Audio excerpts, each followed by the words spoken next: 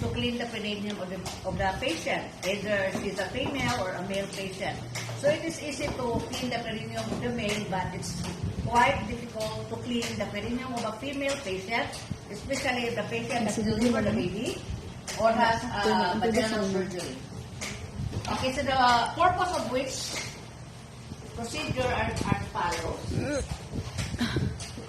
One is, of course, for personal hygiene, avoid microorganisms, avoid infection, and to avoid smell.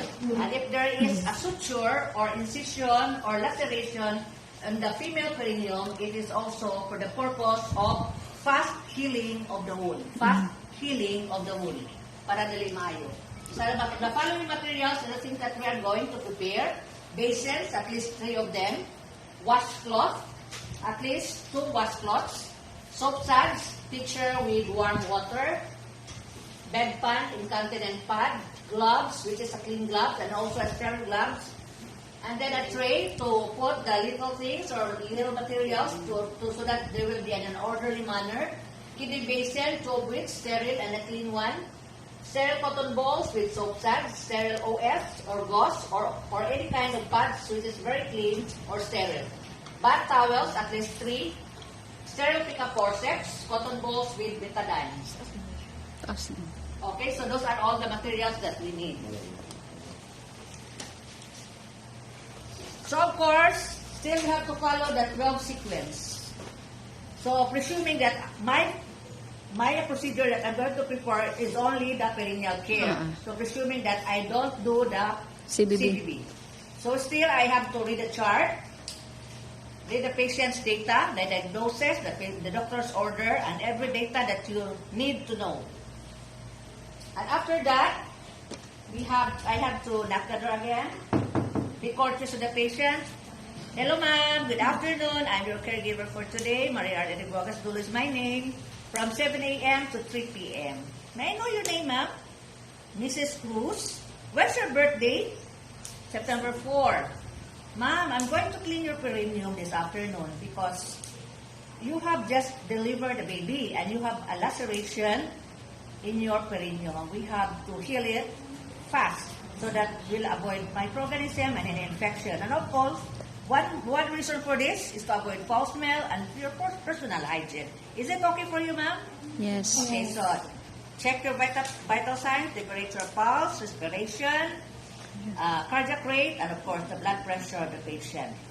So in order for me to have an easiest way for patient during the procedure, I have to move the patient near to me first, no? Okay, proper body mechanics. Okay, so buttocks, 2 legs, full swing. Okay. I'm just positioning you at this kind of position to be near to me, ma'am, but I have to leave you first because I'm going to prepare all the material that we need during perineal care. Is it okay? Okay, raise the side rails and lap. Okay, back to the station. I have to prepare everything that I need to preserve time and energy. Okay, so the things that I have already mentioned, the things that I need. Oh, somebody's yawning. We're sleeping already. Who's that? Dilan. Okay, so done.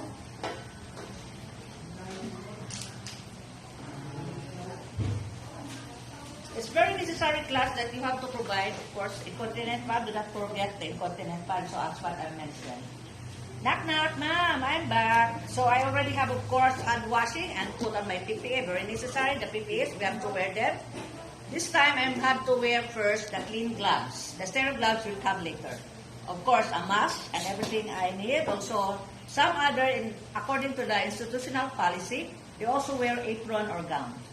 So at this moment, I don't wear any. So, presuming that I have worn a clean gloves, okay?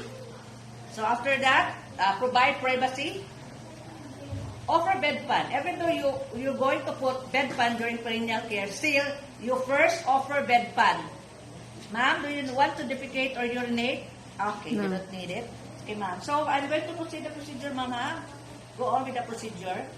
So, excuse me, ma'am, I have to let you assume the dorsal recumbent position. So this is the dorsal recumbent position class. And then drape the patient diagonally. This is the diagonal drape.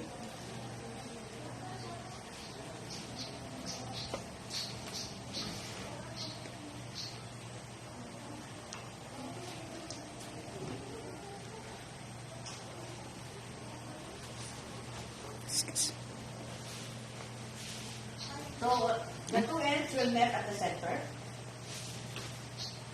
And then I'm going to wrap each leg to avoid chilling and to have additional support of the dorsal recumbent position of the legs. So dorsal recumbent position class, legs apart, Maglanganak. knees bent. So legs apart, knees bent.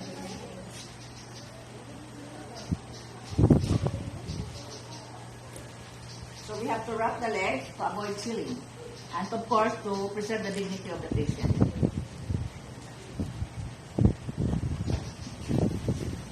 So during the NC2 we do the female perineal care because it's quite difficult than the male. If we do the perineal care for male, it's quite easy. So be sure that everything is in order, that it will not be get wet up. Okay, this is quite flaccid.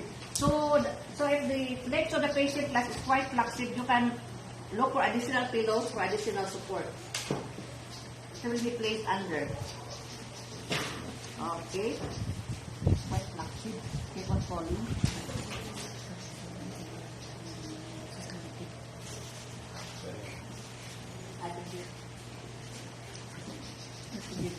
Oh, makita mo kang giti. So class, in case you're handling a comatose patient or a cancer patient, definitely you cannot assume this kind of Kadi mo siya positioning. makalihog. Okay, it's still a dorsal recumbent position but you have to make a necessary modification. So how do you do it? You just do like that. I-bend na lang mo If siya. the patient is comatose or unconscious, you do like that. And then, if you need additional, of course you have to cover the patient, no? You need to.